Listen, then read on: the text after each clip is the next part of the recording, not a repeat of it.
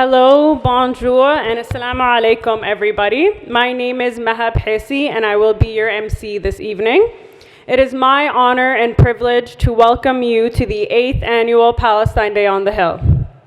We have a compelling program lined up for you this evening, featuring speeches from federal members of parliament, insightful speeches by students and professionals, and powerful visual displays presented all around you.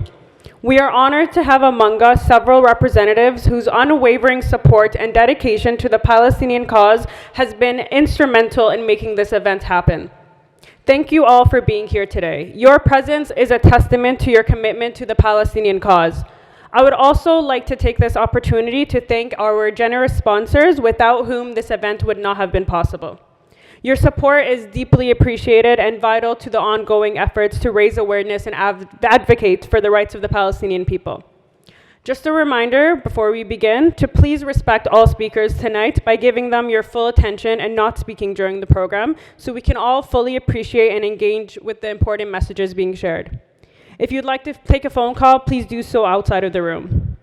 Also, just a reminder that the event is being photographed tonight, so if you would not like to be photographed, please either avoid our photographers or inform our photographers. Thank you. I would now like to welcome AIPAC's president, Ammar Afani, to the stage for opening remarks.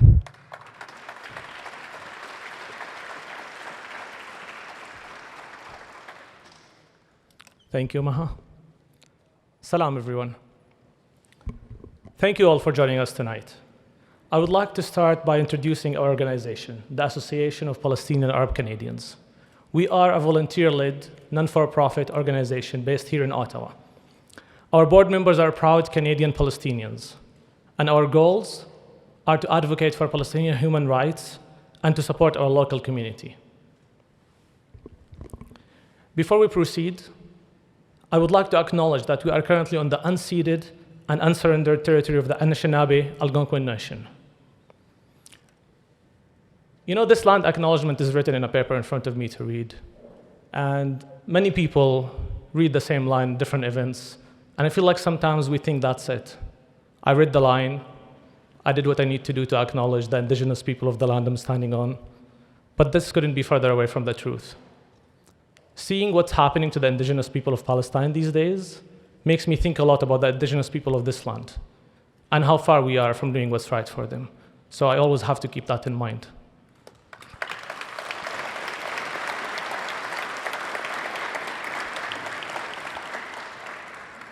Usually, this event will have a bit more celebratory tone to it. But it's hard to be celebrating anything these days when we're seeing tens of thousands of our brothers and sisters in Palestine being murdered. That said, I'm glad to see you all tonight here, as we need to keep advocating for Palestinian human rights as much as we can. So thank you all for joining us. We host this event this year alongside Member of Parliament Matthew Green, who's been a great supporter of Palestinian people.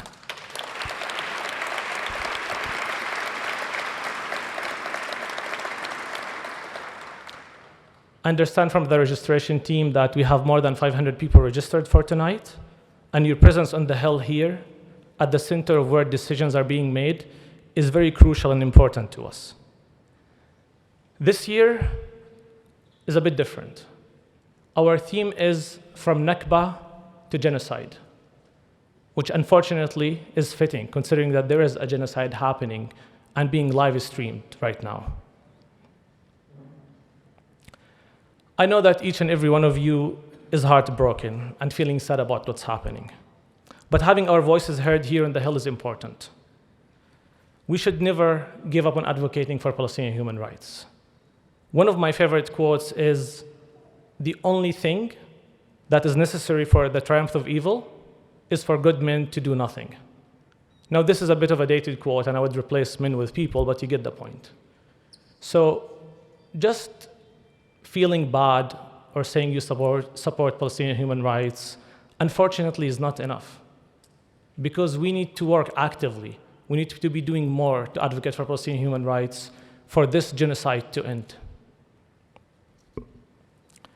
We also acknowledge the efforts of certain MPs and certain parties in helping with what's happening.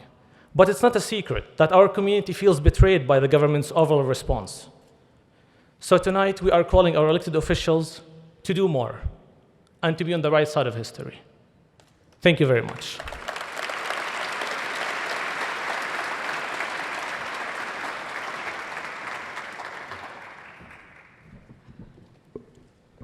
Thank you, Ammar, and indeed, staying silent is not an option these days. As a part of today's event, you might have noticed that we've arranged a series of visual displays on the screens and around the room. These visuals depict scenes from the Nakba and the ongoing genocide, highlighting direct parallels and providing a reminder of the long and ongoing struggle faced by the Palestinian people. You will also see on these screens voices from those in Gaza, sharing first-hand accounts of their experiences and resilience. I encourage each and every one of you to take a moment to truly absorb these powerful images and voices after we finish our program. We believe that these visuals will not only inform, but also inspire you to take action, as they serve as a reminder of the human cost of this genocide. Before we continue with our program, we would now like to observe a minute of silence. However, during this time, you will hear the sound of a drone, a haunting noise that the people of Gaza have endured 24/7 from years, well before this genocide began. Let us use this moment to reflect on their reality.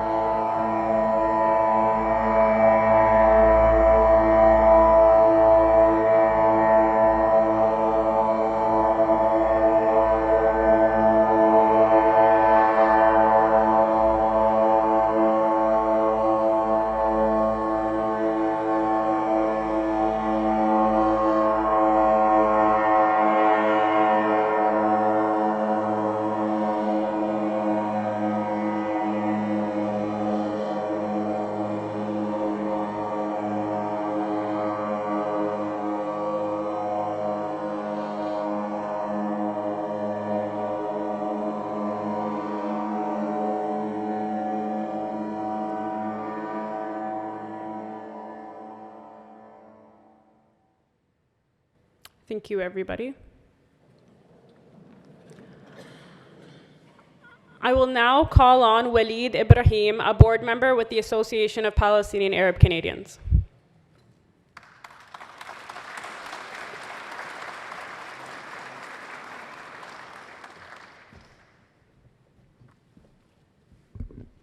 Assalamu alaikum. Good evening, everyone. I know we come together under difficult circumstances as we continue to watch in horror as Israel's war on Gaza persists, wanting nothing more than for it to end. But if we want to avoid ever getting back to this place, we have to be serious about understanding and addressing the root causes of this genocide. It's not a mistake that tonight's theme is from Nakba to genocide, because those two events are incredibly connected. The Nakba, or catastrophe in English, describes the expulsion of about 75% of Palestine's indigenous population between 1947 and 1949. The tragedy we are seeing unfold in Gaza is a continuation of the Nakba, as it is the same people who were expelled from their homes and villages and their descendants that are being subjected to genocide.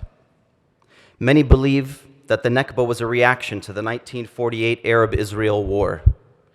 But the reality is, it began in 1947 when the United Nations partitioned Palestine into two states. That decision was an incredible injustice. Before partition, Palestinian privately and publicly owned land represented the vast majority of historic Palestine. And while the European Jewish colonial population had grown significantly, the overwhelming majority of the population continued to be Palestinian. And yet, the partition plan, which Canada not only voted in support of, but was an architect of, handed over the majority of Palestine to a minority population of newly arrived settlers. I think we can all agree no one would accept having their homeland given away to a foreign population.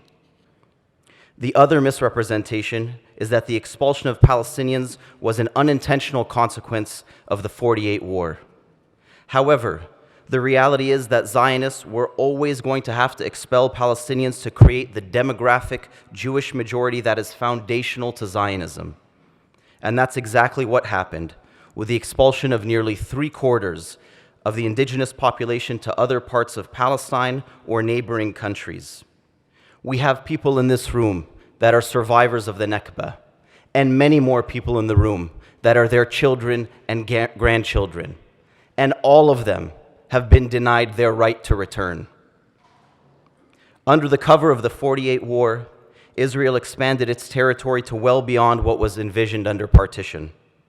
This land theft through war is a process Israel repeated in 1967 when it occupied the remainder of historic Palestine. Since 1967, Israel has furthered that land theft by colonizing the West Bank and moving in over 700,000 settlers. Since before partition, Palestinians have been the victims of Zionist colonialism that has committed just about every injustice we can imagine.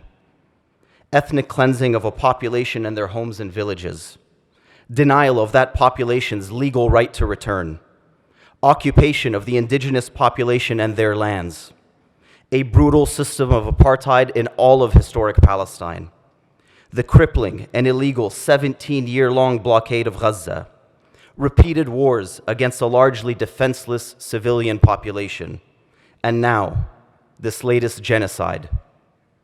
This horrifying genocide we have all been forced to bear witness to.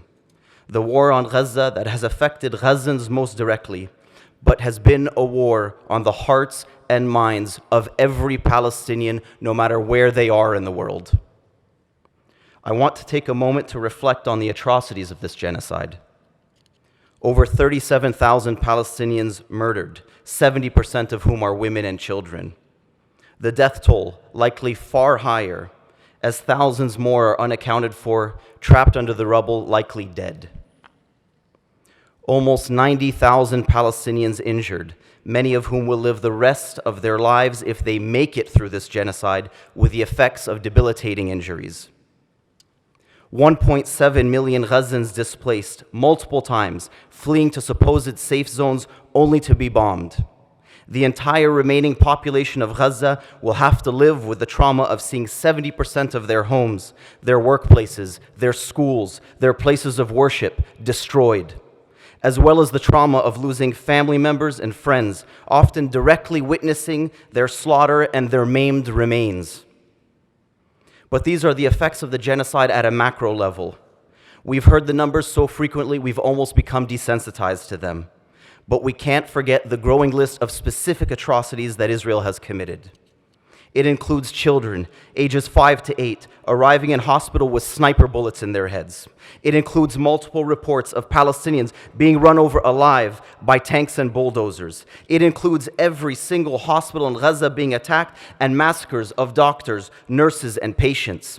It includes the biggest mass killing of journalists or aid workers in any conflict in recorded history. It includes the massacre after massacre and the discovery of numerous mass graves. It includes the arrogance of Israeli soldiers posting their war crimes on social media, celebrating as they destroy hospitals, homes, and universities, or posing with the stolen possessions of those they've displaced or killed, like children's bicycles, children's toys, and the canes of the disabled and elderly. It includes newborns being slaughtered and the decapitation of 18-month-old Ahmed al-Najjar, a baby so young his age was still counted in months.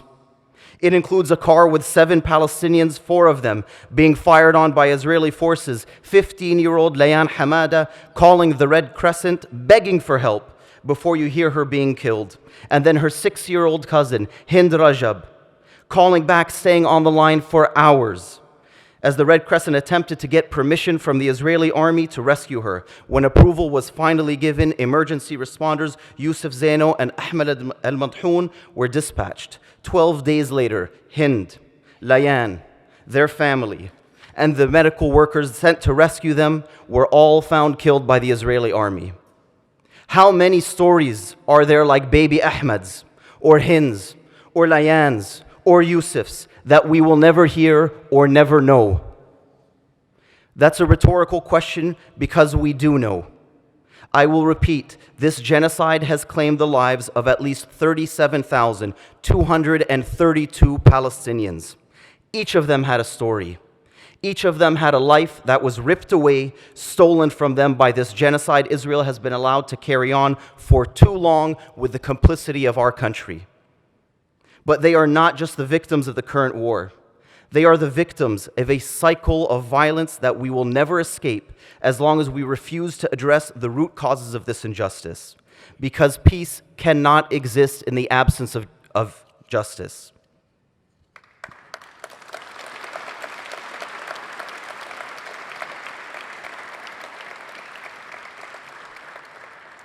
In a situation where there is such a profound power imbalance, the global community needs to put real pressure on Israel, just as was done with apartheid South Africa.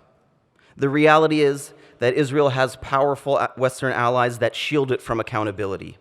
Canada is among those allies.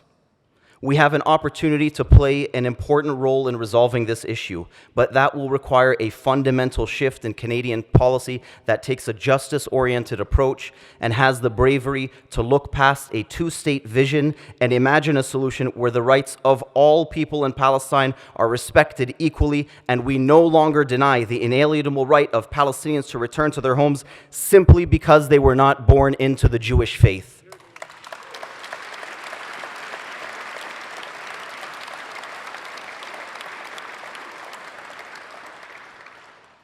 As we struggle to reconcile with our own ongoing colonial legacy, now is the time for Canada to stop playing a part in denying the rights of Indigenous Palestinians.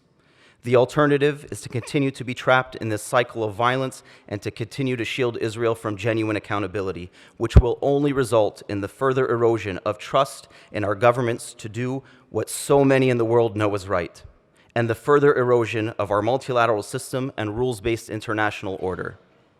That is the broad vision.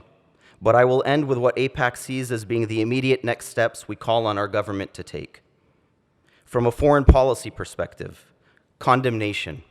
We have heard no shortage of the condemnation of the October 7 attacks, but where is the condemnation from our leaders of what the ICJ considers a plausible genocide? Our government has failed to go beyond expressing concern at Israel's actions. We need to hear our leaders condemn, in the strongest possible terms, the murder and injury of over 120,000 people, the displacement of 1.7 million, and the starvation of an entire population. Second, genuine efforts need to be made to enforce a ceasefire and end the siege of Gaza. That includes a two-way arms embargo to ensure no Canadian weapons or technologies contribute to this genocide, and sanctions on Israeli officials directing these war crimes.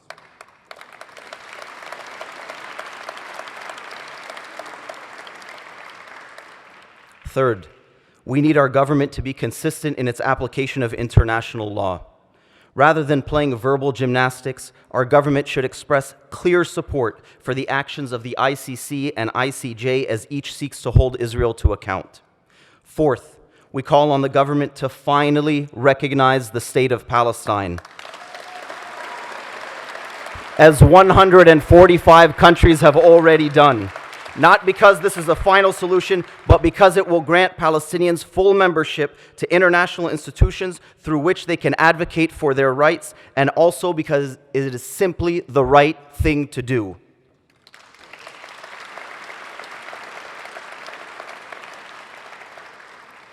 Domestically, we call on the government to take two actions. First, stop contributing to the vilification of public demonstrations and university encampments.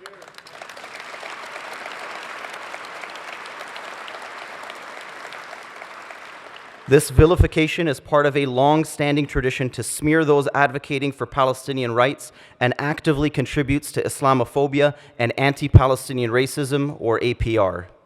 Secondly, rather than contributing to APR, we need our elected officials to be calling it out. An important way of doing so would be to add APR to Canada's anti-racism strategy and recognize it as a distinct form of racism.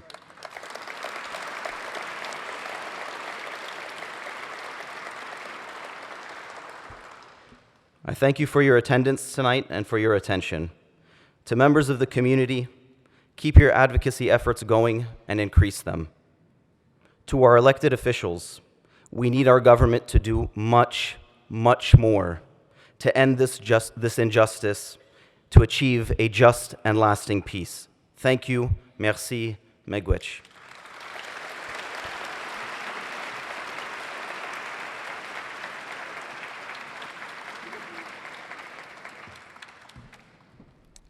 I'd like to thank Waleed again for such a powerful speech. I want to now invite our next speaker to the stage, Member of Parliament of the New Democratic Party, Matthew Green, who is the co-host of this year's Palestine Day on the Hill.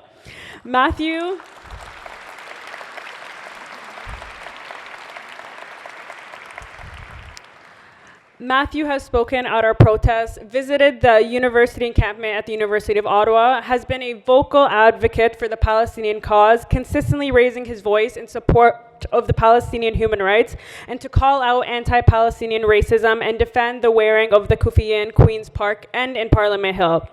His latest efforts have been to lead the national consultations on the Nakba bill, which would call on Canada to formally recognize the Nakba and its tragic consequences for the Palestinian people, among other things. Please help me in welcoming Matthew Green to the podium.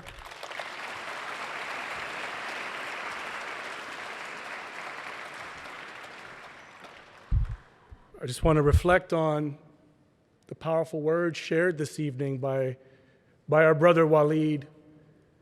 I want to take a moment, if I could, of my parliamentary privilege to just acknowledge the people in this room today who have been the heart and soul of this movement.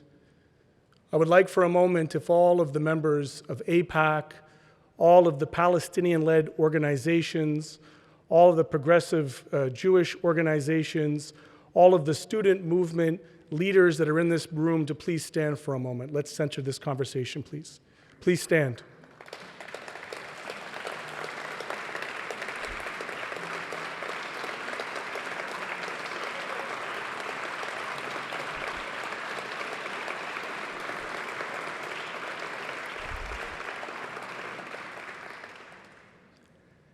I have had the distinct honor of meeting with you, of marching alongside you, of visiting your encampments, of raising your voices in the House of Commons.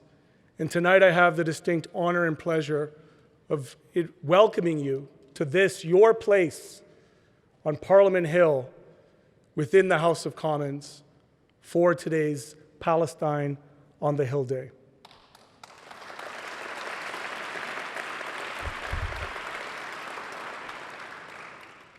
My first comments are to the Palestinian Canadians that are here.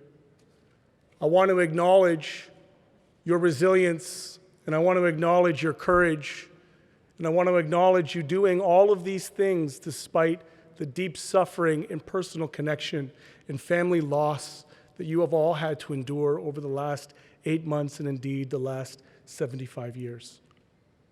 I know that for many of you, in your spaces of work, in your communities, in your schools, in your cities, that it is difficult to simply exist as a Palestinian Canadian, given the state of affairs over these last 7 months.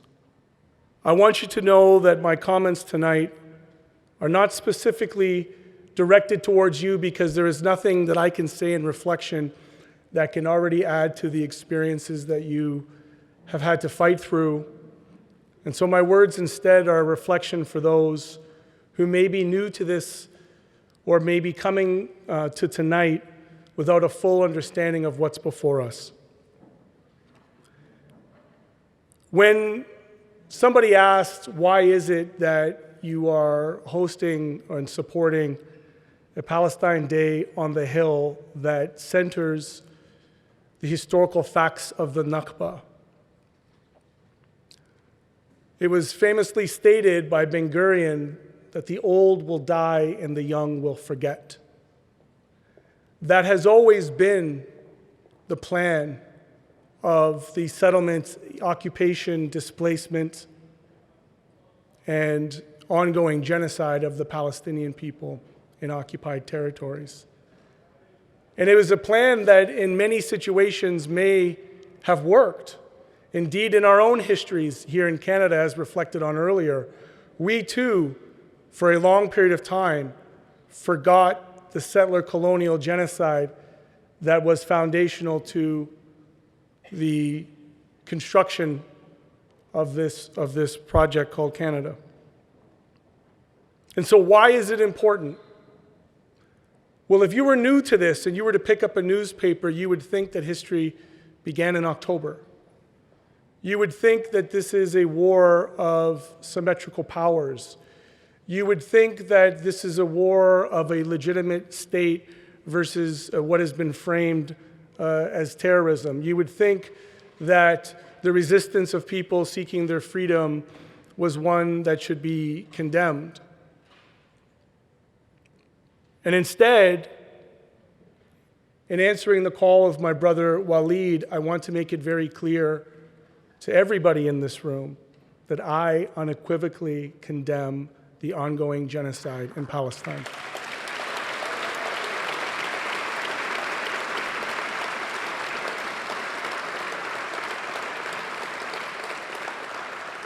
And while it is true I am here as an MP and a very proud New Democrat, what needs to be noted is that there are incredibly brave members of parliament that are joining me here today from multiple parties and levels of government. And I would say to you that while it is true that your rage is well-founded and that governments have failed you, I need you to know that at every level of government, there are people who will stand and say and do the right thing. And for that, I would like to ask my colleagues just to quickly stand, who have been fighting this fight for quite some time, and just be acknowledged quickly, please.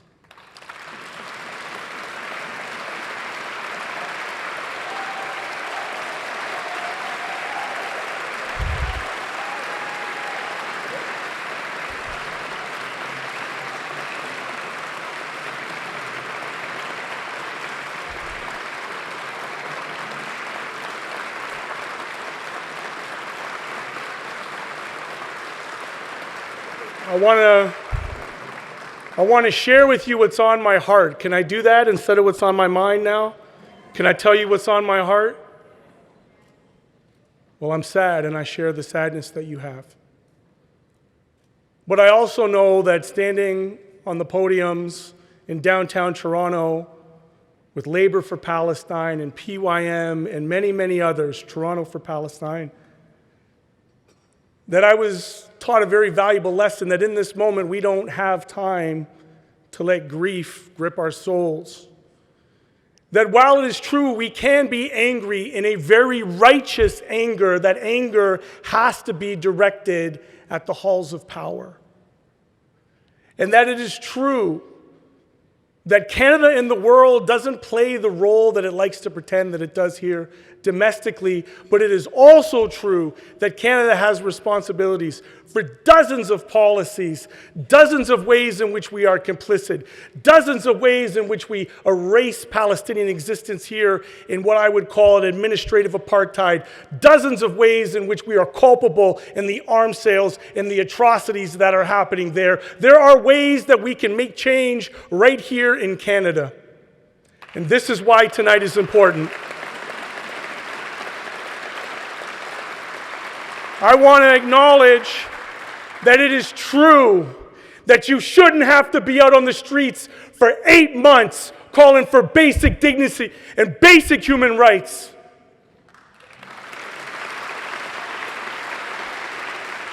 I want to acknowledge that your kids shouldn't be targeted at school, that you shouldn't be blacklisted from universities, that you shouldn't have to be in encampments demanding that your institutions uncouple their complicity with apartheid and genocide.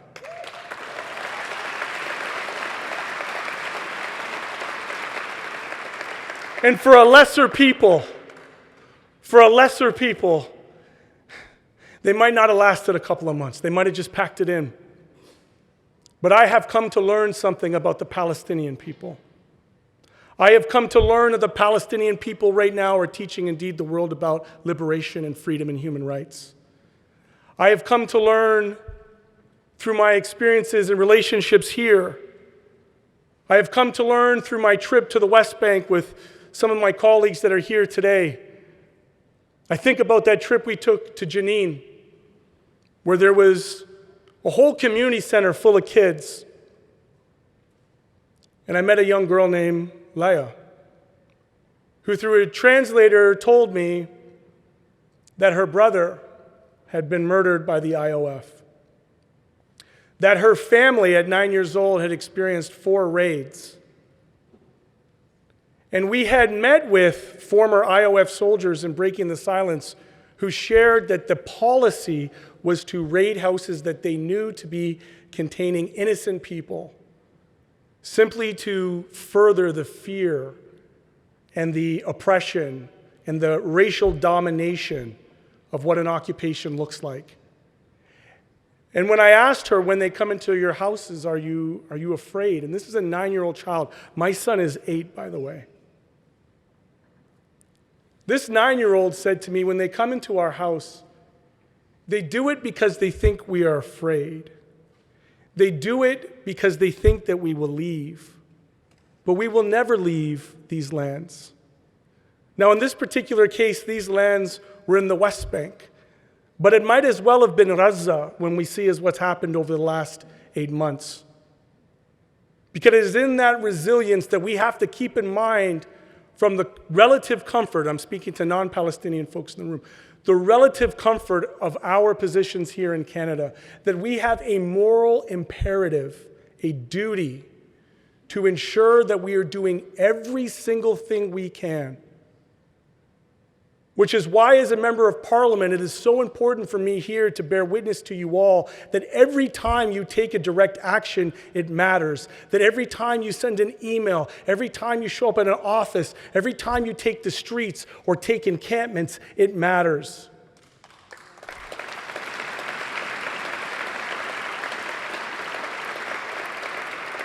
And we can't give up now.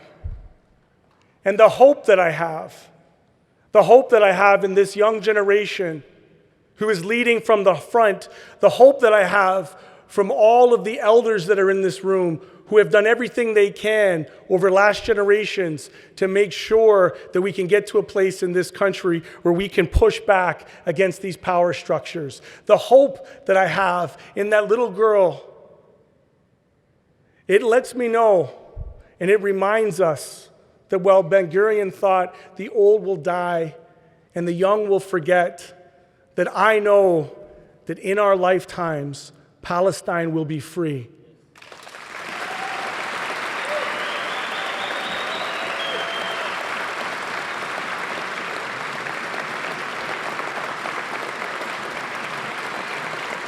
Thank you.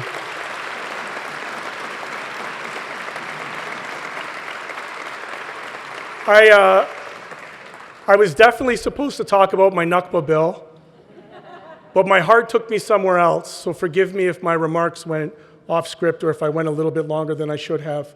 But I would invite you all to know that the New Democratic Party, since the early days of October, have been calling for a ceasefire, and I know that my sister and my very proud comrade in our party and our foreign affairs critic will share with you what we've been up to. But for those that haven't submitted to the Nakba bill, I do invite you to do so in writing. I do invite you to see me after this. If you haven't heard about it, I'm happy to explain it to you. Thank you so much for your time. Thank you, Waleed. Thank you, AIPAC.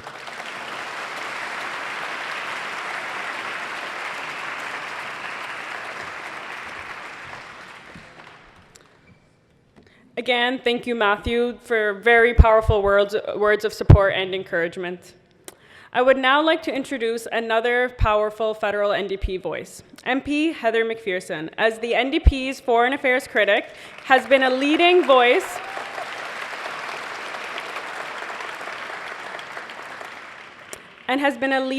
on behalf of the party on this issue, and we are very grateful for that. Heather has spoken up strongly and loudly in Parliament in support of justice for Palestinians and has demonstrated real empathy, being among the few in Parliament to speak about Palestinians as real people and not just numbers. Her role in sponsoring the Opposition Day motion supporting ceasefire was a very important effort, and although it did not go as far as we would have liked it in the end, it was nevertheless a step in the right direction. So please join me in welcoming Member of Parliament and NDP Foreign Affairs critic Heather McPherson to the stage.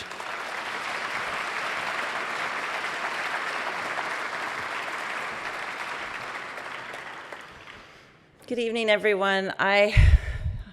Matthew, thank you so much for saying what everyone here is thinking. To be your colleague, to listen to you speak, it gives me hope. And right now feels very dark. It feels it's a very dark time. I'm also so grateful that I have so many New Democrats in the front row that I can gather strength from. Thank you for being here. And I have to say too, we always talk about the members of Parliament and the work that members of Parliament do. The staff that works with us, they are such champions, and there are two of them I'm looking at right now back there. And I can't tell you how grateful I am that you're on our team and that you help us every day.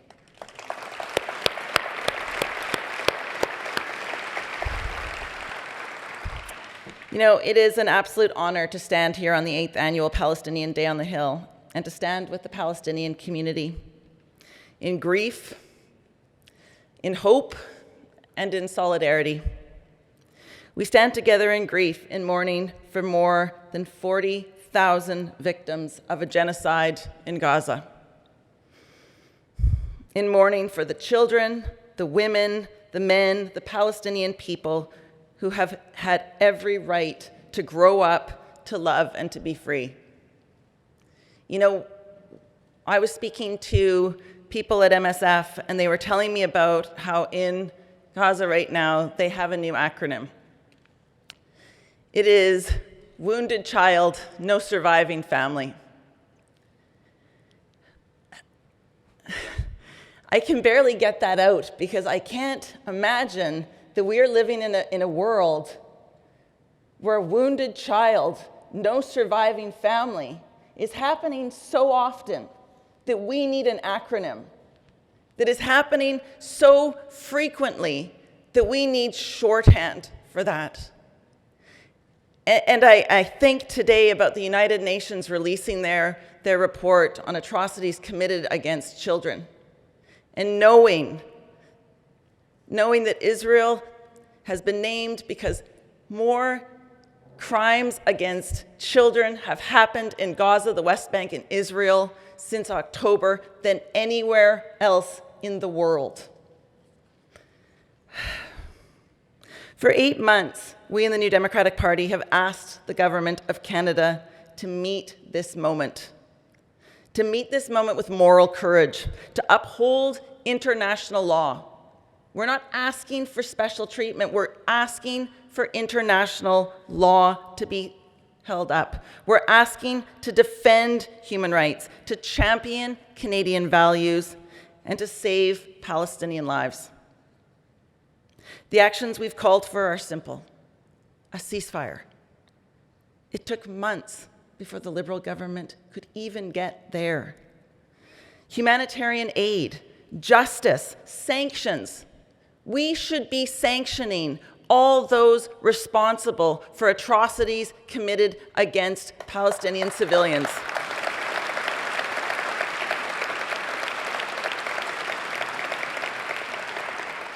We need to recognize human rights, and we need to recognize the human rights of all people. And, as Matthew mentioned, we need to recognize the state of Palestine. You can't have a two-state solution without two states. Actions that Canada could take today that are in line with our values and with our international commitments, if these actions are not taken, I'm worried. I'm worried about what we are looking at in the months to come. I spoke to the country director for Palestine from Care Canada. She talked about what we are facing in July with the lack of food, with the lack of water, the starvation that people are facing if we don't take urgent action now. This is utterly outrageous. This is unacceptable. Palestinians have the right to life, the right to freedom, and the right to the support of the Canadian government. I am profoundly disappointed by the continued failure to act with vision, to act with moral courage, and to respect that those of us in this room, that all of us expect our Canadian government to do more. And you know, we know that the Canadian government's position will be even worse under a conservative government. We have listened to Pierre Poilievre promise to defund UNRWA, to move Canada's embassy to Jerusalem. We know that these are not our allies. We know how much that this could be getting worse under a conservative government. And I want to say, I know how much this year has impacted all of you in this room. The pain, the fear, and the grief that you feel every day. What we're seeing in the Middle East is having a profound impact on Canadians from Palestinian, Muslim, Arab, Jewish communities, and indeed across the country. We are horrified, we are angered by the anti-Palestinian racism, the Islamophobia, and the anti-Semitism that has deeply hurt and threatened Canadians across the country. There are many times this year when I despaired. There are many times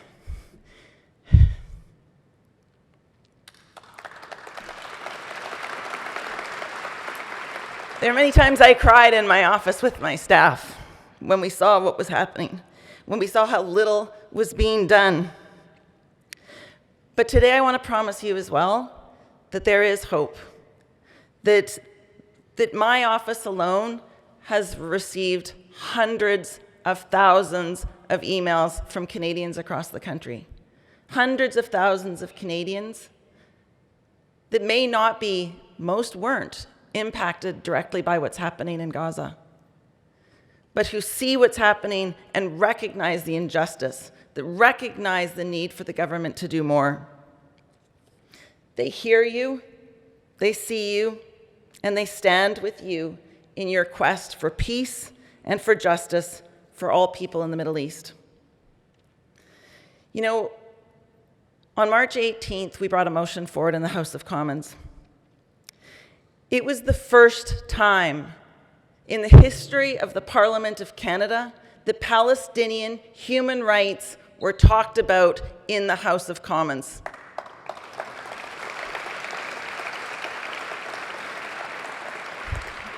It was a full day where we told stories of Palestinians, where we called on Canada to do better. And I looked into the chamber, into the gallery, and I saw young Palestinians there. And I thought, their rights have never been recognized in this country. Their basic human rights have never been acknowledged in this country. And so we're not done. There's so much more work that we need to do.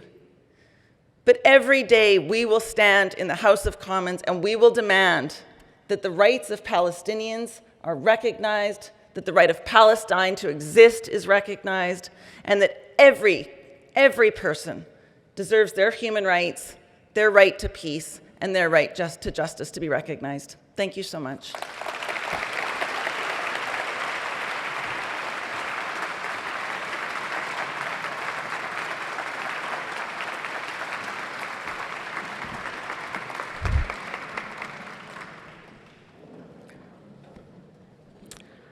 I would like to express our deepest gratitude to both MP Matthew Green and MP Heather McPherson for their support and their dedication to advancing justice for the Palestinian people. Your voices and actions are certainly not unnoticed by our community. Now, while it is no secret that our community has been disappointed by the Liberal government's response to the genocide, our next speaker is among those Liberal voices who have taken a more principled stance in support of justice. She's a longtime ally as the chair of the Canada-Palestine Parliamentary Friendship Group, and for this we are grateful. Please join me in welcoming Liberal MP Salma Zahid.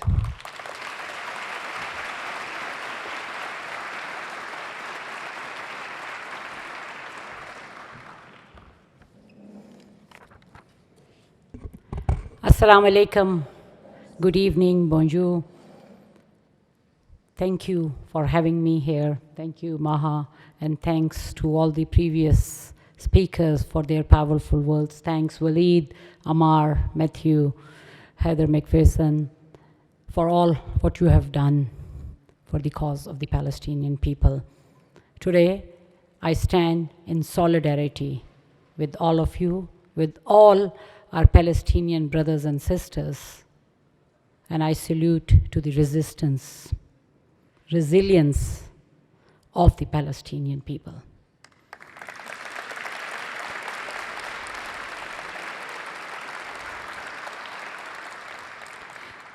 As mentioned, I'm Salma Zahid, Member of Parliament for the Riding of Scarborough Centre, and I'm also the chair of the Calendar Palestine Parliamentary Friendship Group. Since 2020, I've had the privilege to lead this multi-party group along with our vice chairs, Mario Beaulieu from Bloc Québécois, Alexandra Brulris from NDP, and Elizabeth May from the Green Party. Today, we have more than 50 members from these different parties as part of our friendship group, working to make sure that Palestinian voices are heard. Our mission is to promote understanding of the cause of the Palestinian people and the fight for the human rights of the Palestinian people. Obviously, this has become even more important since the events in Gaza that began last October. It has been tragic and heartbreaking to see the carnage, the loss of life, and the famine facing the people in Gaza. I've been very clear from the beginning on the need for an immediate ceasefire, unimpeded access for humanitarian aid, and the release of all hostages as well as all the prisoners.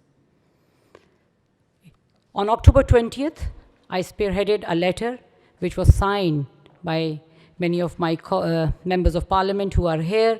It was signed by 33 members of parliament from 3 parties to the Prime Minister, calling on Canada to demand an immediate ceasefire and to protect innocent civilian lives and to facilitate the entry of the much-needed humanitarian aid.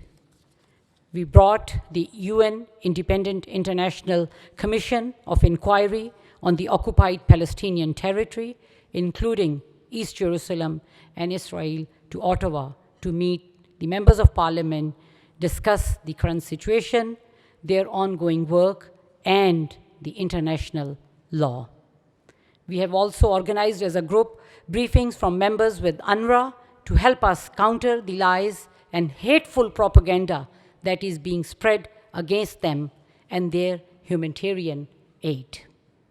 With Oxfam Canada and Canadians for Justice and Peace in the Middle East to talk about their important work, and with citizen journalist Mansour Showman to share his on-the-ground experience in Gaza.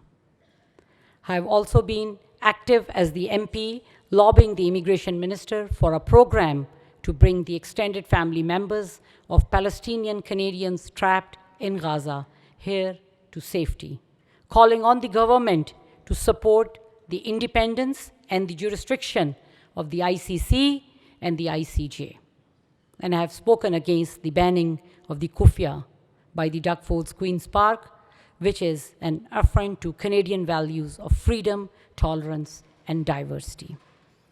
In January, I had the opportunity to travel to West Bank along with my colleagues, Lindsay Matheson, Heather McPherson, Matthew Green, and also Shafqat Ali.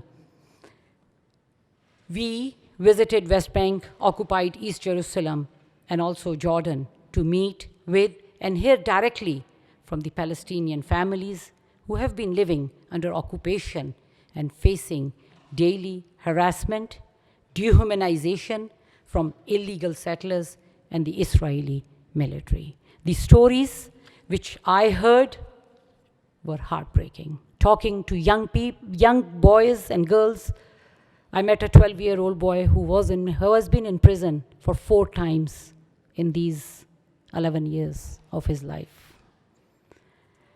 I'm deeply worried by the growing incidence of anti-Palestinian and anti-Arab racism across Canada and the systemic attempts to silence peaceful pro-Palestinian voices, and I have raised these concerns within my own caucus and in the House of Commons.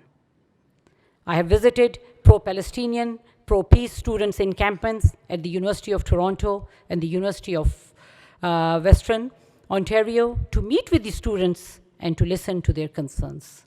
The Charter of Rights and Freedom protects their right to peaceful protest and speech, and it is not a right thing to silence our students.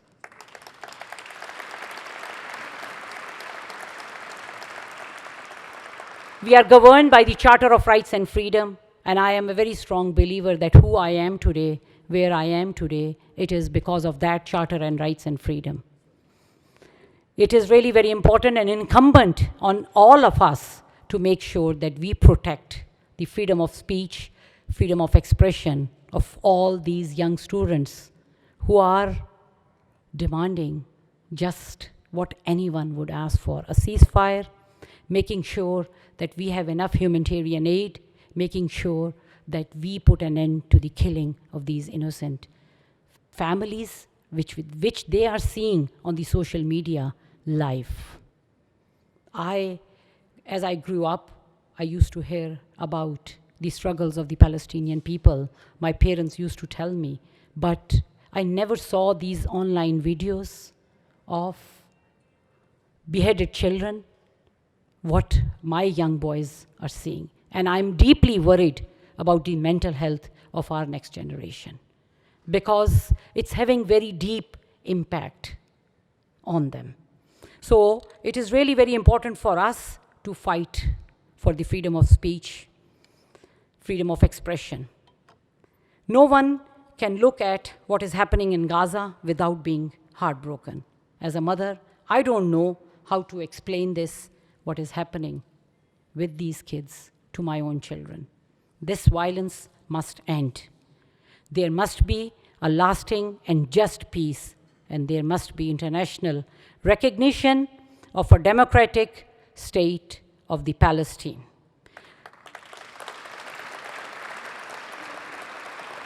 Recognition of the state of Palestine is really very important for the rights of the self-determination of all Palestinian people. And I assure you, as the Member of Parliament, that I will continue to fight for that, make sure. And I'm very hopeful, inshallah, that day is not very far.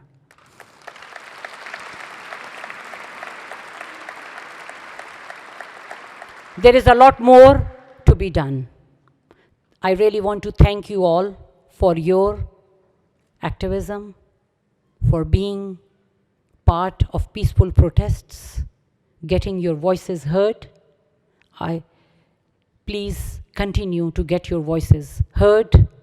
Please make sure that you raise your concerns with your elected members. There is a lot more to be done by your elected members. I really want to thank everyone here today for coming and standing in solidarity with the Palestinian people. Thanks to EPIC to organize this. I really want to take a moment to thank many of my members of colleagues from the Liberal Party. MP Shafqat Ali was here, MP Ikra Khalid was here for their support in making the Palestinian voices heard. And we have a lot of Muslim staffers here. I really want to thank you all. You have been a very strong voice. Thank you. And I know we stand with you to make sure that we can fight it together. I've had the pleasure of working with many groups here in Canada, including the Coalition of Canadian Palestinian Organizations, who are doing so much to raise the voices of the Palestinian people. I really want to thank all the members of the Coalition of Palestinian Organizations. To all of you tonight, my message is to keep it up, you are making a difference. Never ever feel that your voices are not being heard. And know that you have many allies here on the Parliament Hill, in the government, and in the opposition benches. We will keep working together for justice, for human rights, and for peace. And shukran, jazakallah khair. Thank you.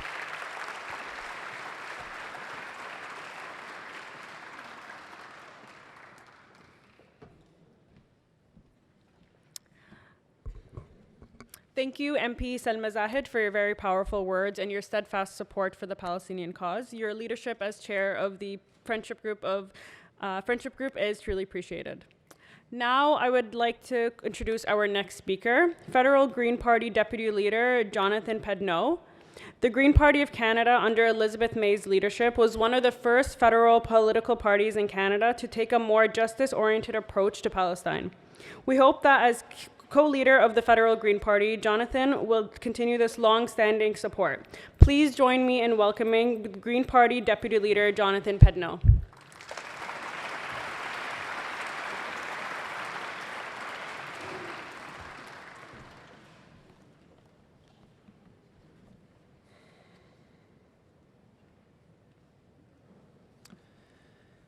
ألا أديه الأرض ما يستحق الحياة. We have on this earth what makes life worth living.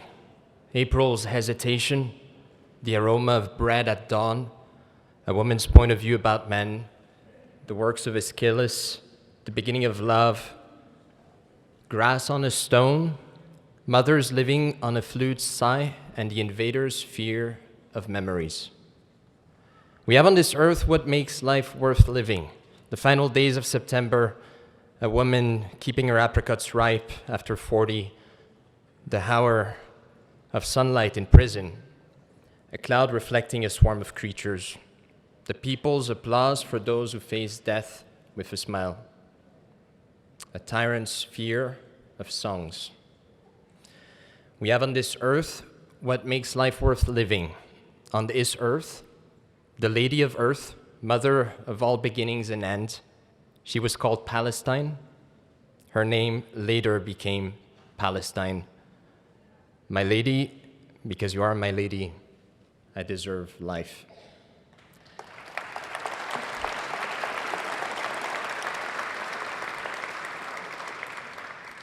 These words obviously aren't from me, but from Mahmoud Darwish, the national poet of Palestine. And I thought it was fitting to read those words here on Parliament Hill today, in parts because I stand here and feel very much an imposter. As a politician, as someone who's not even a member of Parliament, when I hear the strong words from Matthew, from Heather, I see the fantastic work that colleagues from the NDP have been doing, and my colleagues Elizabeth and Mike Morris as well, with a much smaller team and a bit less time to speak in the House. When I see the work that so many here in this room are doing every single day, I feel ashamed of myself because there is so much more to be done. And right now, I am in this position of having to wear suits occasionally and speak at some events like these. But I would very much like to be in the streets every day with all of you. My path to politics took me through activism about human rights. I worked for many years with Human Rights Watch, with Amnesty International. We documented the abuses, the apartheid system that Israel continues to maintain within Israel in the West Bank. My colleagues now are documenting the work, the abuses that are taking place in Gaza. But when I look at the Hill right now, and when I look at the tone of politics, and when I look at, unfortunately, the fact that very few MPs are here today, It took a lot of courage, I think, and I want to salute the courage of the MPs that do show up, that do want to meet with you and are ready to say that there is a genocide taking place in Palestine, that the state of Palestine needs to be recognized, that sanctions need to be put in place if we are to live up to our values, if we are to live up to this incredible image that we have of ourselves as Canadians, an incredible image that we keep on violating every single day, that we do not condemn, that we do not sanction, and that we do not recognize the state of Palestine. So I want to thank you once again for being here, for showing solidarity. I can only reiterate what has been said before. Keep writing, keep going out in the streets, keep demonstrating, keep up the amazing work. It takes courage, but we see it, we feel it, and I'm pretty sure that the MPs here and many others would say that it puts them in an uncomfortable situation, and it does force eventually some change. So thank you for being here.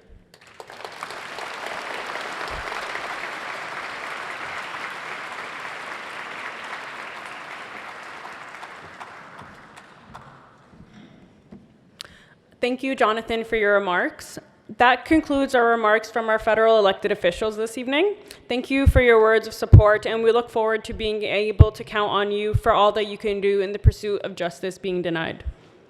I would now like to welcome our next speaker, Dr. Yipeng Ji, who is a Chinese Canadian and a first-generation immigrant.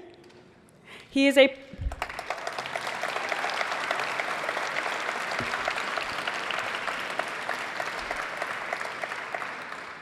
He is a primary care doctor, also trained in public health. He received a Master of Public Health degree at the Harvard T.H. Chan School of Public Health.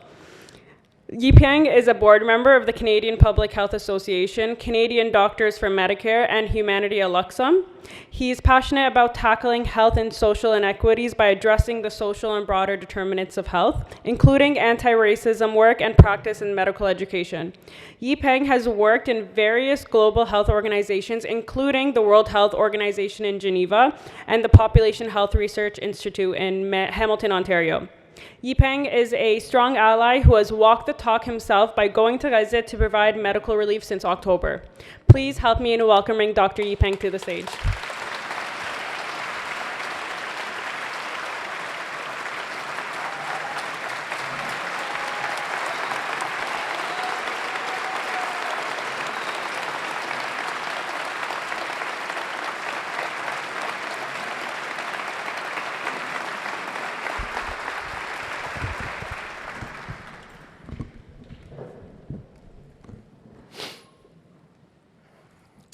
Good evening.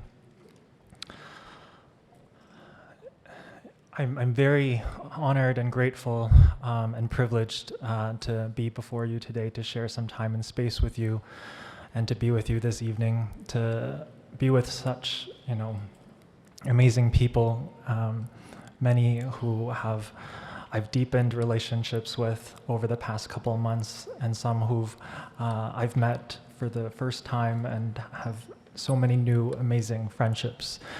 And so I'm so grateful to be here with all of you. But my heart is very heavy.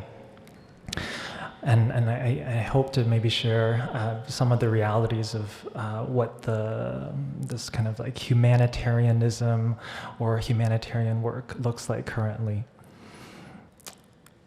But before I do want to share, I am a trained primary care doctor, but I've also been studying the structural determinants of health, including that of the impacts of settler colonialism and colonization on health and healthcare, in the context of the settler colonial state of Canada, but also in the context of occupied Palestinian territories and how it manifests through the ongoing Nakba as apartheid, occupation, and genocide. And it's from that experience of scholarship that has led me to bearing witness to occupation and apartheid in the context of Jerusalem, occupied West Bank, and historic Palestine. And when you bear witness to atrocities against humanity.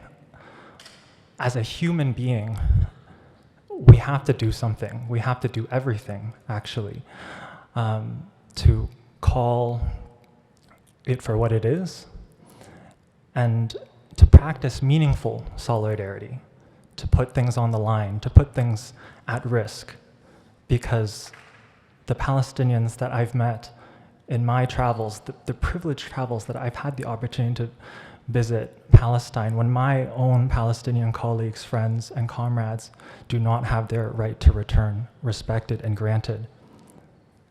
But that is the privilege and the discomfort that I will hold and will continue to allow myself to do everything I can within my power to stand in unwavering solidarity with the Palestinian people and their right to self-determination, liberation through resistance.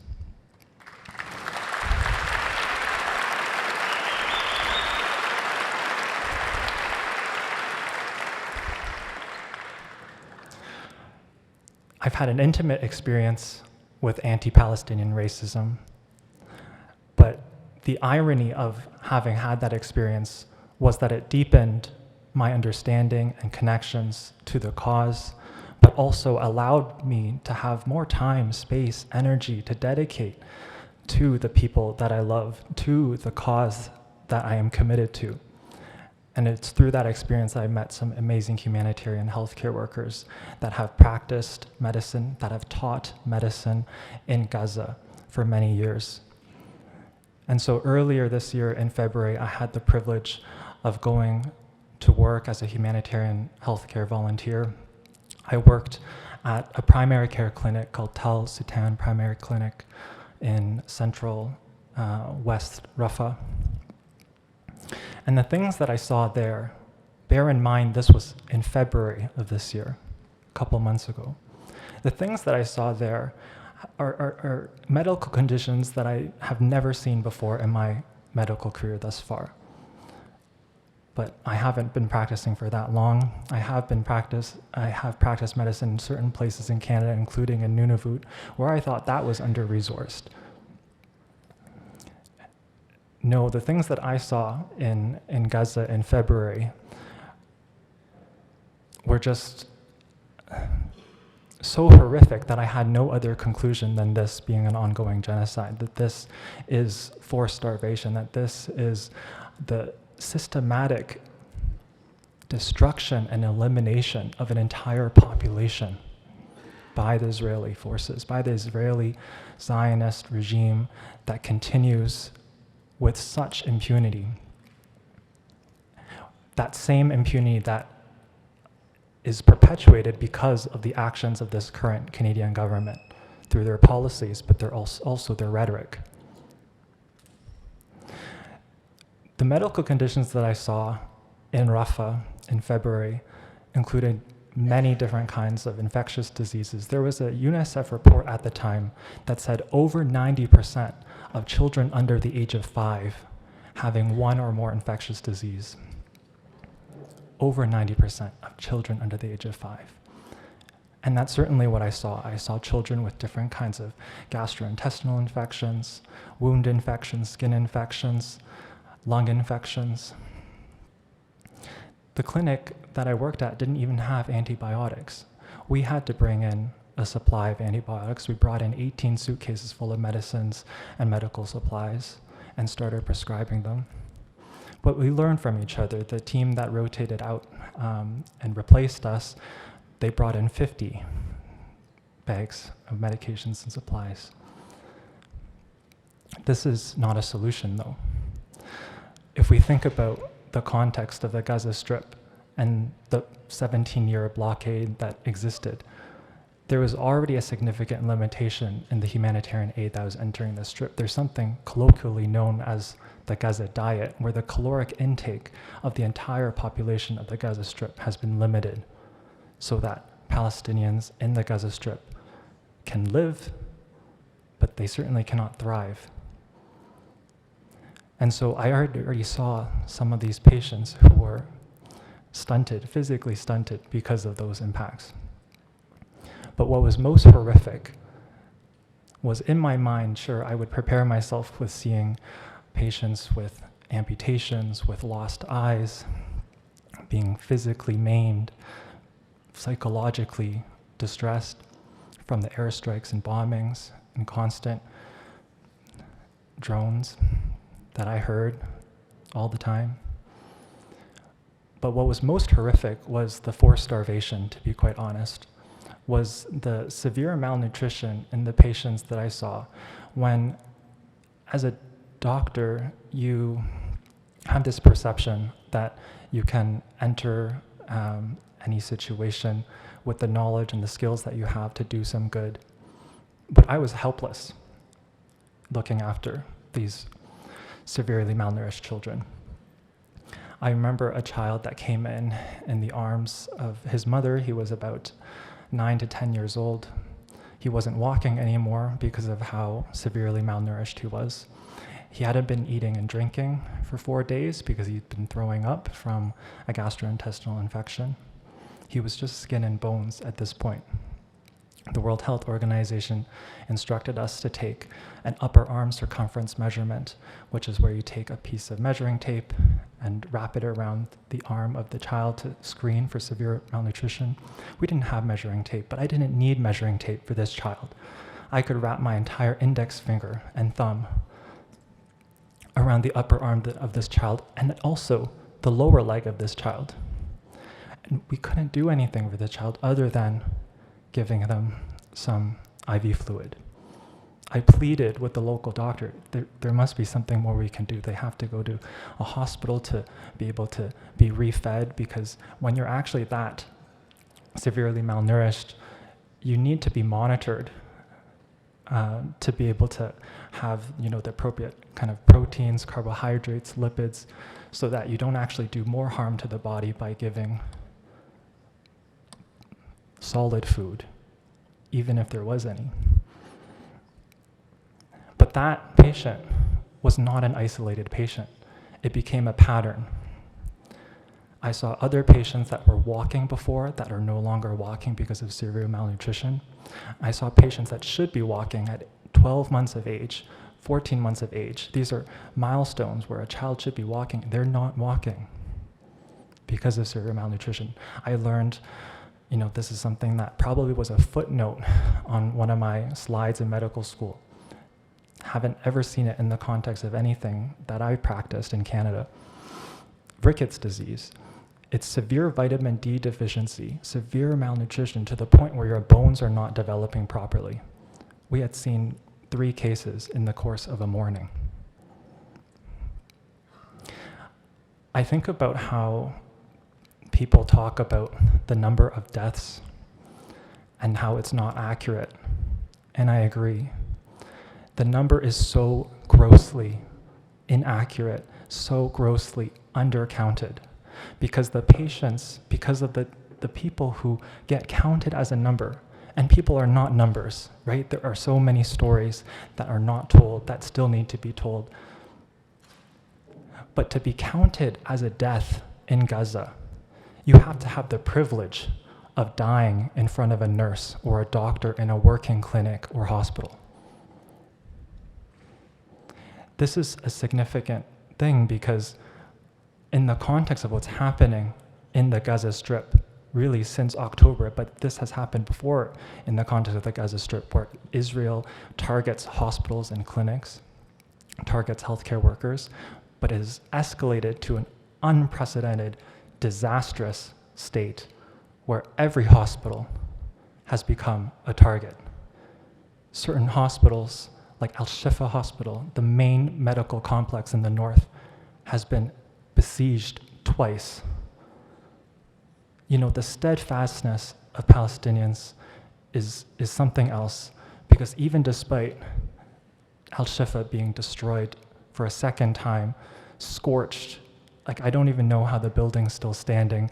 There's a documentary that actually came out today, or I think yesterday, by Al Jazeera. I watched it earlier today. It's a 40-minute documentary about the atrocities, the crimes, the war crimes that the Israeli forces are trying to hide at Al-Shifa Hospital in their raid in March of this year.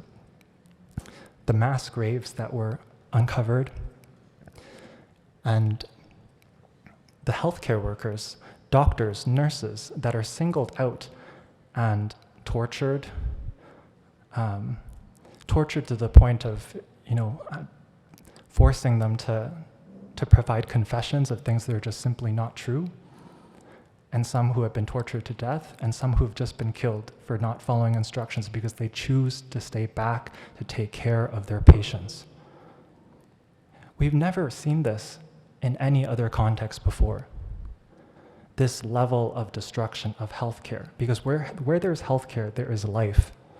And we know that Palestinians love life.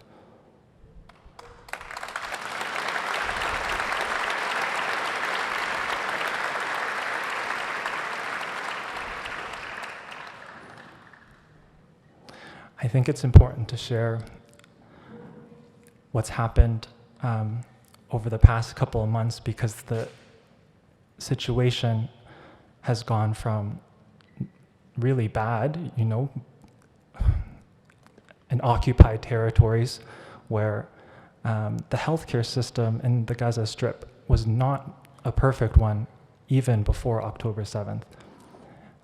And for those months where the World Health Organization was coordinating to allow humanitarian aid workers to enter, which is how I entered in February, all this changed on May 6th, May 7th, when the Israeli forces forcibly took the Rafah border crossing, seized it, killed the workers at the border, and continued to occupy this border.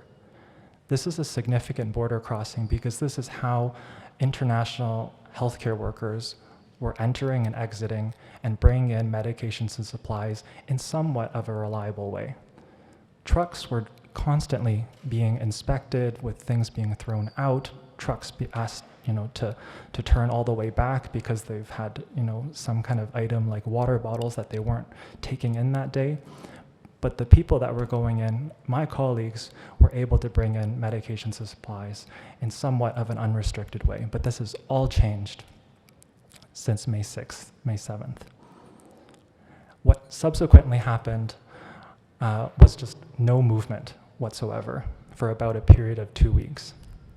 And then additional negotiations happened with the Kerem Abu Salem crossing, which is in southeastern Rafah, bordering with historic Palestine or Israel. And then there was some movement, but this movement is entirely different now. There was more reliability, much more reliability with how humanitarian aid workers were able to enter with some kind of predictability with their timeline for entry and exit prior to May 6th. Now we're having one vehicle that seats about 20 to 25 people cross from Amman, Jordan, to checkpoints in historic Palestine, Israel, to Kerem Abu Salem. And it's that same vehicle that drops these 20 to 25 people off, and then 20 to 25 people hop on to exit out. This isn't happening every day. This has only started about 2.5 weeks ago, and there are continuous delays and cancellations because Israel continues to withhold necessary humanitarian aid to the Gaza Strip. People are not allowed to bring in medications and supplies anymore. This is like telling a surgeon who can be the best trained surgeon in the world to not have the appropriate tools to do their work. One of my Palestinian colleagues at the European hospital in Gaza, in in Khan Yunis, puts it aptly. It's like telling a plumber coming to your house to fix an overflowing bathroom or washroom completely naked. You can have the skills and tools, and knowledge, but without the tools, you're limited in what you can do. There was someone who tried to bring in 2 suitcases full of medications 1.5 weeks ago on a Friday, going in through the Kerem Abu Salem crossing. The Israeli forces decided to continuously question them, ended up delaying the entire group because they're traveling in all one car, and collectively punished them all by sending them all back. And this makes it so that the people that need to exit can't exit, so they actually had to travel back to their accommodations, their guest houses, through Rafah in the middle of the night, which is incredibly dangerous. A few days ago, the World Health Organization gave direction, because of the Israeli instructions, that anyone who's entering should not have a first-degree or second-degree relative who is Palestinian or born on occupied Palestinian territory, because there's a fear of them not being allowed entry, which has happened, which unfortunately wastes a precious seat on this 25-seater vehicle.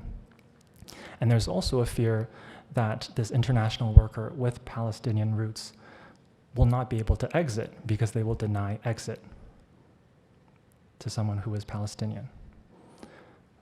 And so when we think about the nature of humanitarianism or humanitarian work, this is a direct attack on the very concept of humanitarianism. Just yesterday, there were additional land, sea, and air attacks on Al-Mawasi area in West Rafah. This is a safe area that the World Health Organization actually tells international workers to stay, where my colleagues are currently staying. My international foreign colleagues are currently staying. So when Israel continues with this level of impunity, where are the sanctions? Where are the two-way arms embargoes?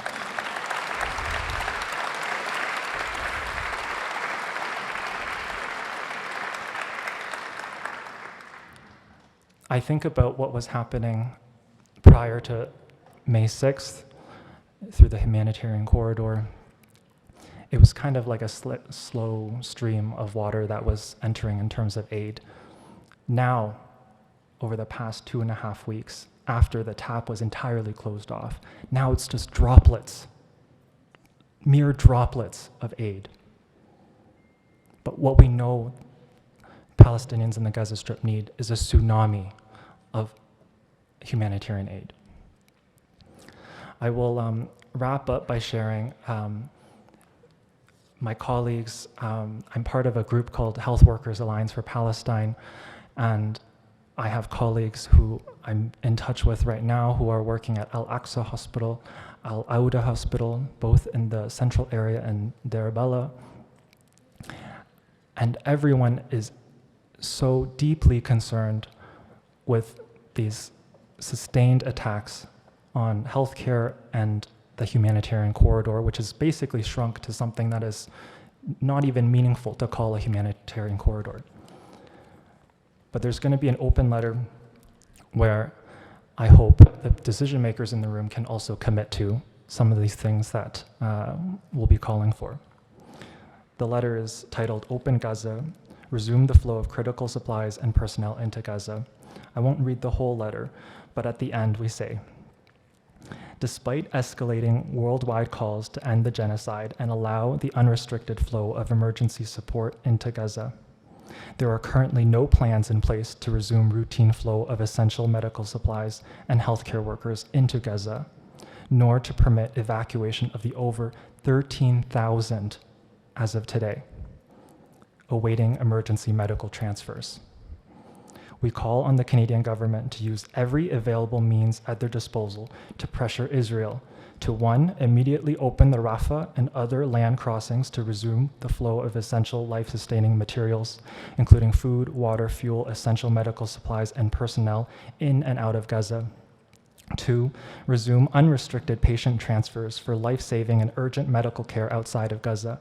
And 3, resume regular staffing rotations in and out of Gaza for international humanitarian teams. But with this said, there is no humanitarian solution to what's happening in Gaza. Let me make that entirely clear. It is a political solution.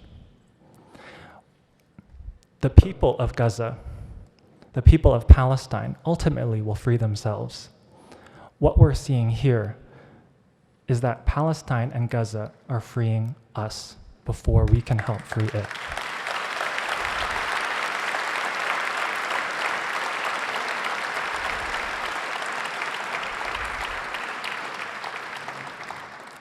I read something a couple of months ago that goes like this. Someone said, Palestine and Gaza are splitting the left. No, Palestine and Gaza are defining the left. Here and now we're seeing truly who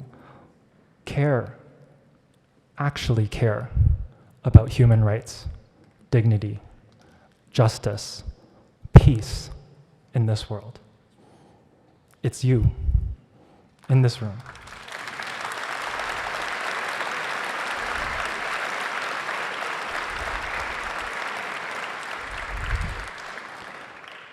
So I truly hope, moving forward, each and every day, we stand in unwavering solidarity with the Palestinian people in their struggle and fight for self-determination and liberation as indigenous peoples in their territory. Because for us to do this work, it means to free all oppressed peoples in this world, recognizing the overlapping crises and structural oppressions that exist that manifest itself as the question or the issue of Palestine. And so I hope all of you can continue to think about how will you step into your power so that you can more meaningfully commit to the solidarity work that will ultimately free all of us from these systems of oppression, that of Western imperialism, Zionist settler colonialism, capitalism. We are in the belly of the beast. When I was in Gaza, I was trying to enter Gaza, I forgot to mention, during the month of May, hence why I know the details of the restrictions, and I was in a holding pattern. Why I wanted to go back to Gaza in some ways was entirely a selfish one. Because when I'm there, it's healing. There is a sense of deep community and care and love and compassion for one another that unfortunately I do not see here in Canada all the time in all spaces. Not in my academic institutions, not in our professional medical institutions, but it's up to us to change that. Thank you.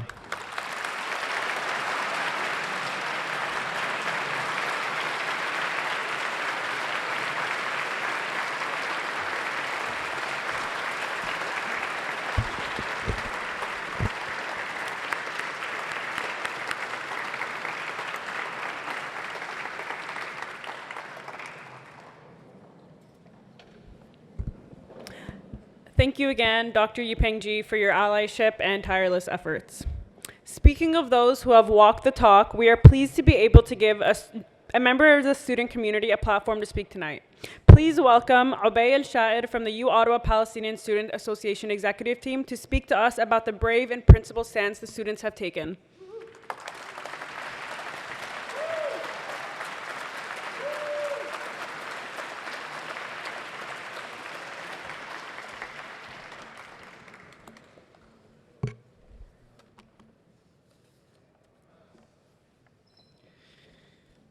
Bismillah ar-Rahman ar-Rahim. Assalamu alaikum wa rahmatullahi wa barakatuh.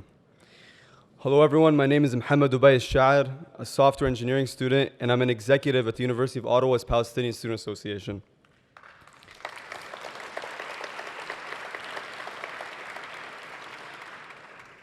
Over the past 7 months, we've witnessed a horrific genocide in Gaza. We've seen heart-wrenching images of dead children, some with missing limbs, others beheaded, and many bearing grievous injuries. These images hold the answer to the question of why. Why are thousands of students across North America, including right here in Ottawa, setting up encampments across our academic institutions? Why have youth movements rocked the streets of the Western world with protests week in and week out? Well, look no further than the difficult images that come out of the Gaza Strip. I'm from Rafah, with family there right now. And just 2 weeks ago, on May 27th, a massacre in the Tel al-Sultan camp took place, killing at least 49. a city that was supposed to be called a so-called safe zone of the Gaza Strip.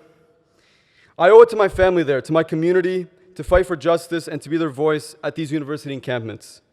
Over 200 of my relatives from my extended families have been killed in this ongoing genocide in the Gaza Strip, some of whose names you can find on the lists over there. 200 of my family members that I'll never get to see, 200 of my relatives that were burned, crushed, and starved to death. The lives of over 40,000 people killed in Gaza, including 200 of my relatives, fuel the resolve of myself and so many others who join us in this movement to stand with these encampments. We are doing this because we believe in justice, human rights, and the power of collective action. As students, we cannot stand idly by while our universities use our tuition funds to invest in companies complicit in the genocide and occupation of Palestinians, nor can we accept the maintenance of academic ties with institutions that are equally complicit.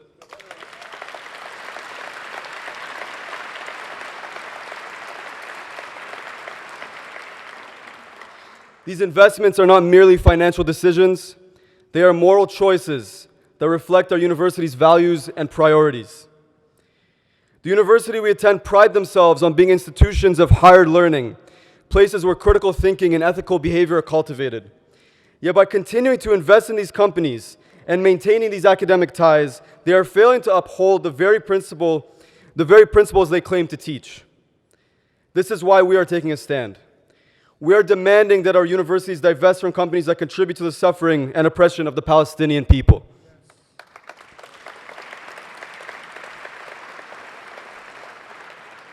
Our encampments are more than just physical spaces. They are symbols of our unwavering commitment to the justice for the Palestinian people. They represent our solidarity with the Palestinian people and our refusal to allow our universities to be complicit in their suffering. And we are here to send a clear message that we will not stop and we will not rest until our universities align their investments in academic relations with the values that stand against apartheid and genocide, and instead with human rights and social justice.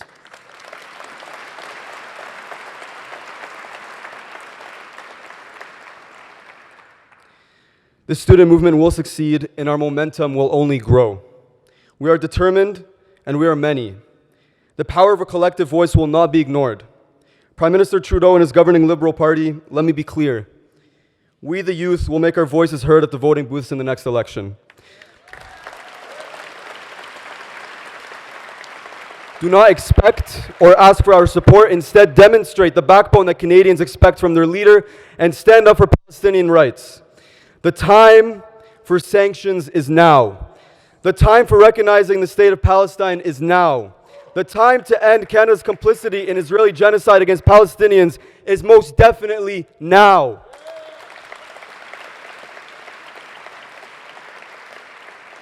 We demand action, and we will not be silenced. So long as this government's position remains the same, the protests and encampments will continue. No justice, no peace.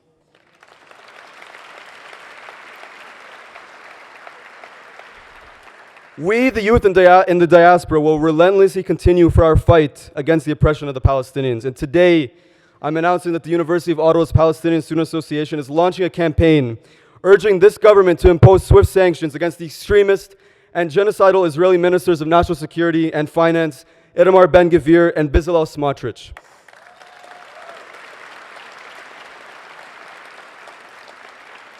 In the coming months, we will intensify our lobbying efforts on Parliament Hill to make this a reality.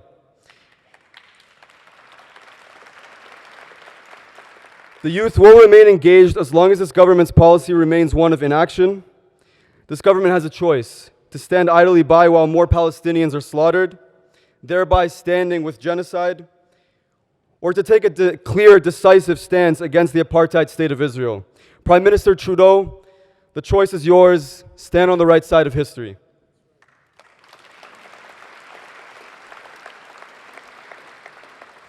We understand that this will not be an easy battle. However, on behalf of the nationwide student movement, our message to the universities across this country is clear. We are prepared to stay for as long as it takes. We've had an encampment at the University of Ottawa for 45 days now. We are resolute. Our encampments will remain, and our voices will continue to be heard until our demands are met. We're willing to engage in dialogue, educate our fellow students and faculty, and work with the university administration to bring about the change we seek and end university complicity and the Israeli genocide and occupation of Palestinians. Our movement is growing, gaining support from students, faculty, and communities across Canada and beyond. This is a testament to the power of collective action of students and urgency of our cause. We call on the students, educators, alumni, and supporters to join us in this fight for justice at the encampments. To demand that our academic institutions must abide by our demands and divest from companies that are complicit in genocide. Together we can and we will make a difference in the pursuit of justice for the Palestinians in Gaza and beyond until all of Palestine is finally free. Thank you guys so much. Assalamu alaikum.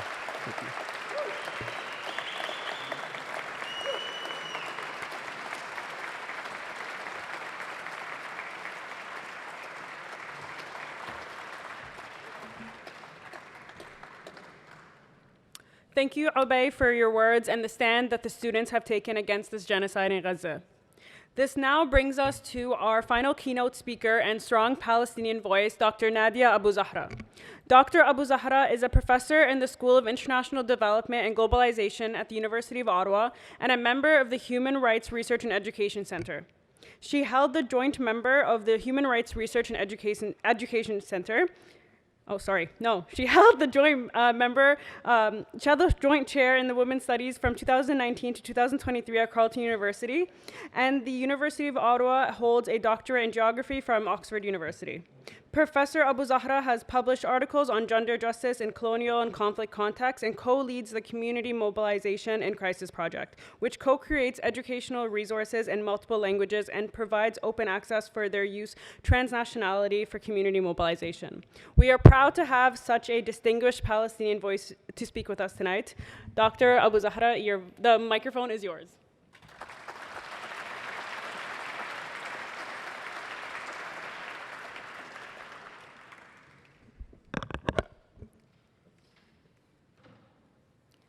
I'm going to answer the question, what are we supposed to do? 2 points. First, we have our own accountability. We've heard the potential future in the immediate short term after the next election. We've heard what might happen. We've heard this can get worse. But at the same time, many people have been struggling from 1948 until the present. One of the messages of today, from Nakba to genocide, isn't just the parallel of oppression. It's also the parallel of what people have been doing. You think people have been silent since 1948? Where does the strength today come from? It comes from people struggling from 1948 to the present and into the future. So if the next election makes things worse, we're ready for the one after.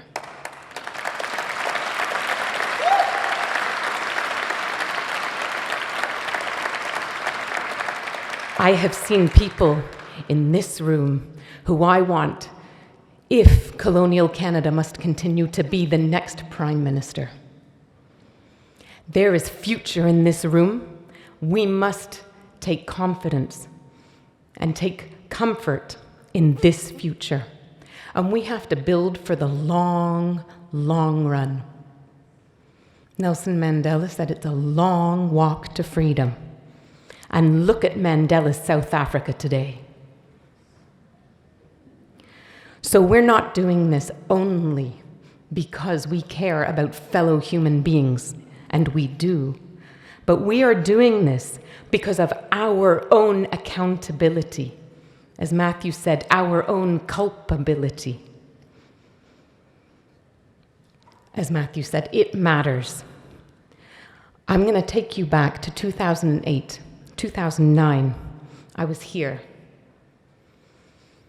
And Israel was dropping white phosphorus. And do you know why? Because the United Nations gave the GPS coordinates of the shelters to Israel Israel used those coordinates and dropped not anything ordinary, but they dropped white phosphorus. The bodies were burning hours and hours after the people had died. But the world stood up and they said, "What are you doing with incendiary weapons on children and United Nations shelters?" And the next war, guess what Israel did not use? Believe it or not, they did not use white phosphorus. Obviously, the next one they did, and the one after, and the one after, and the one right now.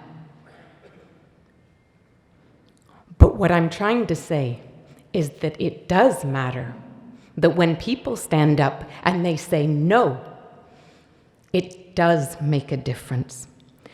None of this could happen right now, as we know it, without the United States, without the United Kingdom, without Germany, and without Canada. That was my first point. We have our own accountability. So whether or not we make a difference in our lifetime, we still have to try. And my second point is that, and this will surprise you because I was asked specifically to speak as a Palestinian speaker, but my message to you, and take it from me, is that everyone can speak for Palestinian human rights. Everyone. Maybe you feel that people in your name are dropping bombs. Maybe you feel that people in your name are supplying those bombs. Maybe the culpability stands too heavy on your shoulders to feel you can move. Maybe you are not Palestinian. Maybe you are Palestinian, but you don't speak Arabic, or you have never been to Palestine. But we can, and we must all speak, and we must all do something. And at minimum, we must do something with our hearts and our souls and our minds. We all have something to do. Yes, we must divest. Yes, we must see sanctions. We must see accountability. Yes, we must have scholarships. Yes, we must rebuild universities, rebuild homes, rebuild hospitals.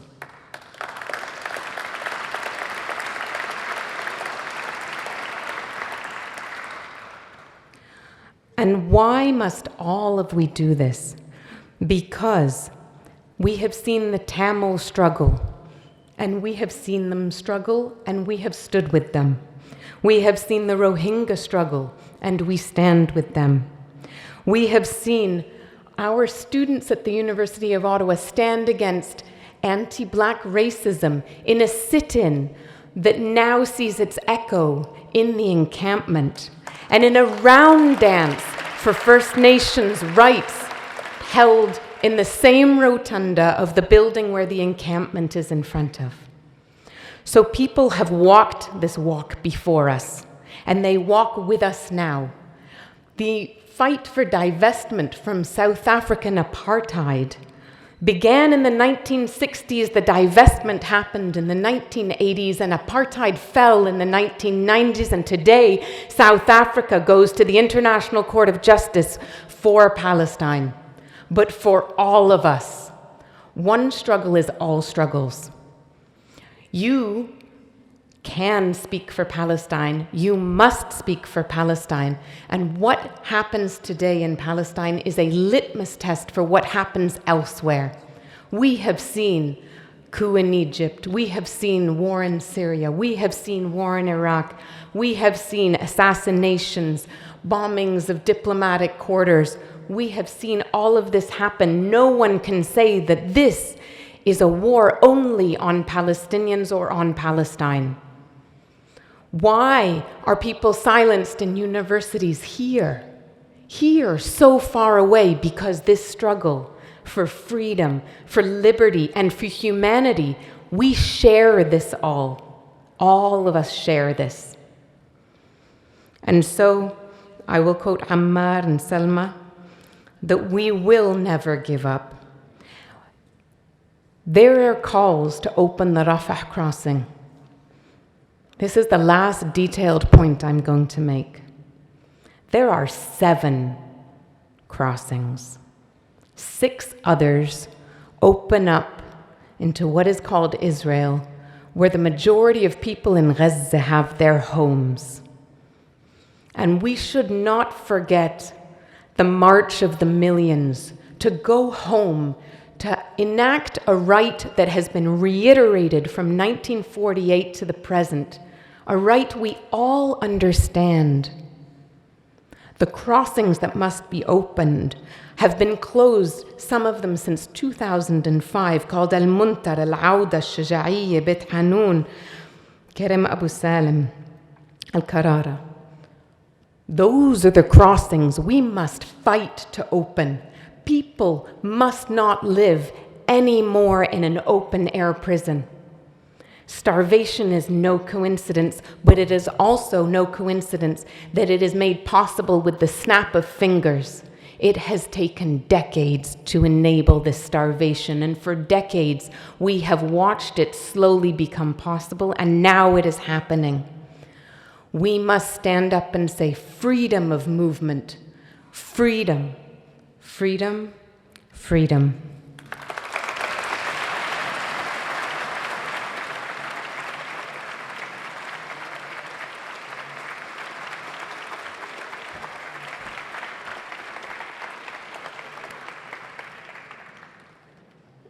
Thank you, Dr. Abu Zahra, for those very powerful remarks. Well, everyone, I know you have heard from many speakers tonight, and I hope that you found them as impactful as I did. As we go to the end of our program, I would like to thank everybody for their attendance tonight and to thank all of our speakers. We want to especially thank Matthew Green and his office for co-hosting tonight with us, as well as our sponsors who made this evening possible.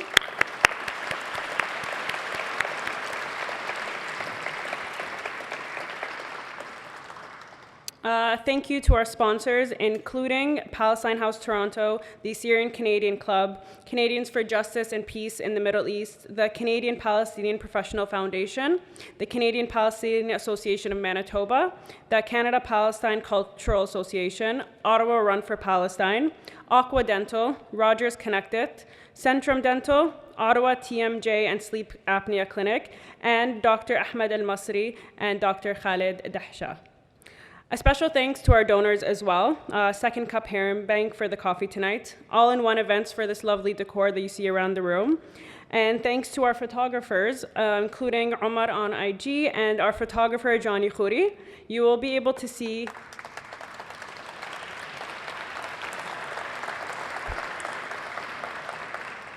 You will be able to find all of our photos from tonight on his Facebook page, Johnny Khouri Photography. Lastly, I do want to thank our planning committee as this event takes a tremendous amount of effort. So I want to thank myself, Mahab Hesi, Janan Arafa, Muhammad Kaoud, Ammar Afana, and Walid Ibrahim, as well as the following individuals that generously volunteered their time. One second, let me go in order. So we have Abdul Majid Muhammad Hassan, Dr. Habib Khouri, Misan Al-Maghribi, Nihad Jasser, Ola Ayoub, Shahid Khaladi, and Zaid Tilawi, as well as all of our incredible volunteers that made tonight a success. Please give them a hand.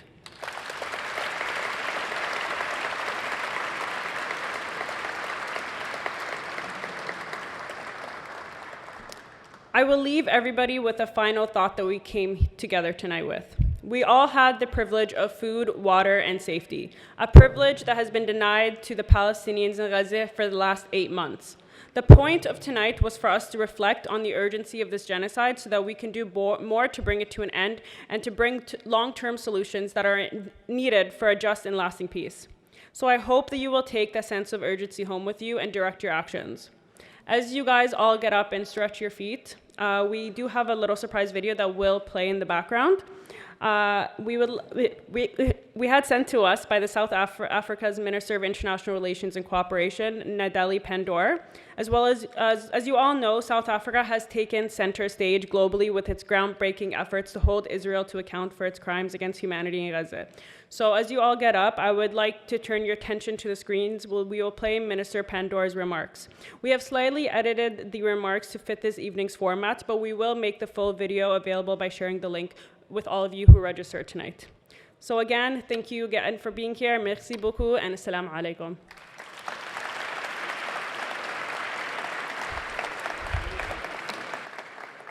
Program Director, distinguished guests, ladies and gentlemen, Assalamu alaikum wa rahmatullahi wa barakatuh. It's an honor for me to have this opportunity to address the Association of Palestinian Arab Canadians on the occasion of the celebration of the 8th annual Palestine Day in Ottawa, Canada. In January this year, our country took Israel to the court for violating its obligations under the Geneva Convention on the Prevention and Punishment of the Crime of Genocide. On May 10, we returned once more to the court to seek an urgent order for the protection of the Palestinian people in Gaza from grave and irreparable violations of their rights under the Geneva Convention, given Israel's ongoing military assault on Rafah. It is rather worrying that our approaches to the court almost become a baseless act in that enforcement is entirely absent. And it is now up to us as activists in our various nations to consider what further actions we may take as human beings in order to further protect the people of Palestine. The court's landmark ruling on May 17 ordered Israel to halt its military operations to ensure that no further harm comes to Palestinians as a result of Israel's military actions. The order is groundbreaking, as it is the first time that explicit mention is made for Israel to halt its military action in any area of Gaza, and specifically in Rafah. This order, like the other orders we sought from the court and actually got, is obligatory and binding. Third-party states and state parties to the Genocide Convention are obliged to respect the orders of the court and need to comply with them. Again, our countries have a responsibility, as well as our governments, to respect international law and international institutions. Those countries and officials that continue to arm and fund Israel's war machine will be liable for prosecution in the future, and civil society organizations will most likely take up such cases and hold those who have facilitated this genocide accountable by taking them to court. South Africa remains of the view that the necessary conditions for the effective implementation of the court's provisional measures as a permanent ceasefire in Gaza. We call on the international community, including the allies of the State of Israel, not to turn a blind eye to the ongoing genocide in Gaza. The gross human rights violations perpetuated by Israel have escalated to incomprehensible levels of cruelty, hate, and extreme violent oppression. The world must do far more to end the persecution of Palestinians, including that of thousands of innocent women and children. If there is non-compliance with the court's directives, it is up to the global community to ensure adherence when it comes to the sanctity of human life. We've also welcomed the decision by the ICC Chief Prosecutor, Karim Khan, to request the ICC judges to issue arrest warrants for Israeli Prime Minister Netanyahu and his defense minister. This decision is significant as it indicates finally, that the court is not only set up to prosecute Africans or those from the global south, but is also able to hold Western countries with powerful allies accountable for their war crimes and crimes against humanity. This is what we need at this historic juncture, to renew our faith in our international institutions, which are supposed to dispense justice equitably. It is time for the global community to take meaningful action. We hope that the anti-apartheid movement on Palestine will become a global force, as it did against apartheid in my own country, South Africa, and contributed in that way toward bringing down the oppressive and brutal apartheid system. Without active global solidarity, where ordinary citizens and shareholders demand disinvestment from companies that do business with Israel and support its military machine, it will take much longer to change the reality for Palestinians and for them to win their freedom and self-determination.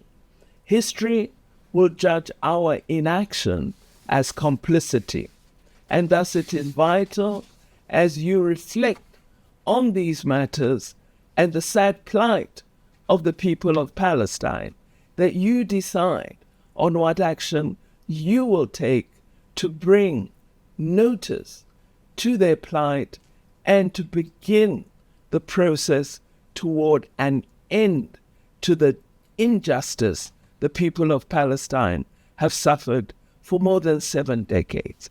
I thank you for having invited me to speak to you, and I hope you will have successful deliberations.